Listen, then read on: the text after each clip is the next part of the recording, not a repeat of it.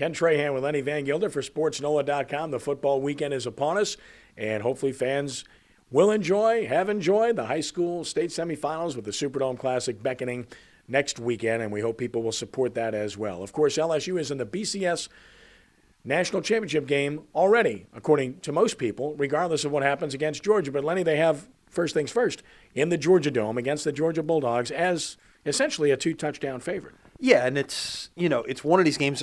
Are we dealing with an anticlimactic weekend here? And that, most of the time over the last few years, we've gone to this weekend, and it's almost been like a semifinal weekend, whether it was the SEC championship or the Big 12 championship, whatever the case may be.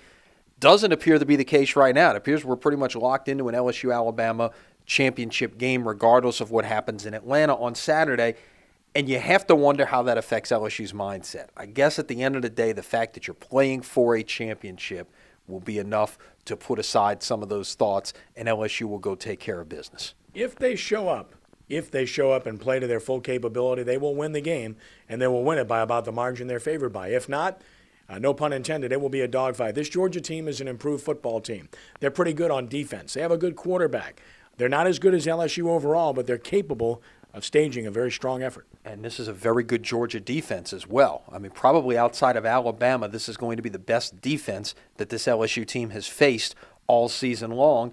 And, Jordan Jefferson has been a lot better player over the last month of the season, and he's got to maintain that level of performance on Saturday. More distractions this week with reports regarding academic eligibility. It's just more of the same for LSU. They've dealt with this all year long and done it very well. Exactly. The distractions have not bothered them. Les Miles really keeps that team almost as if they're in a tunnel and keeps the distractions out of there, and he's done it at a remarkably amazing level. And he really should get some National Coach of the Year consideration, besides the fact that they've gone undefeated.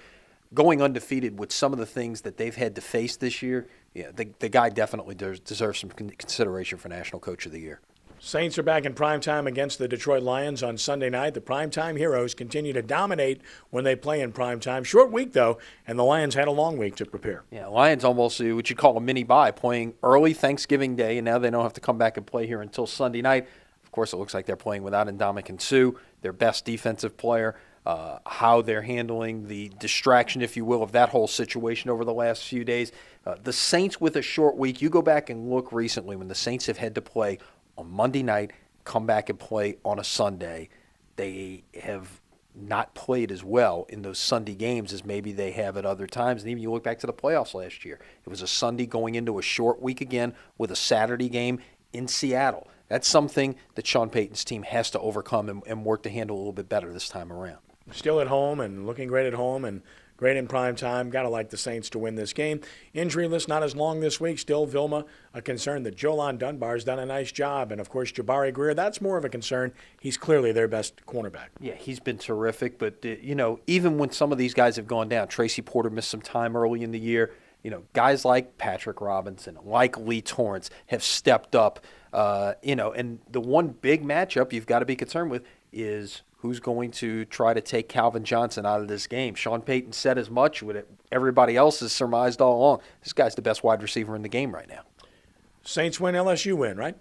That's what I would think going in, but that's why they play the game, right? All right. Hey, I'm right there with you. And, of course, enjoy the football weekend. We'll have a full analysis at SportsNOLA.com. Read all about it. And then, of course, watch us on Monday for our video recap of what happened with LSU and the Saints, as well as setting the stage for the Prep Football State Championships. For Lenny Vangilder, I'm Ken Trahan for SportsNOLA.com.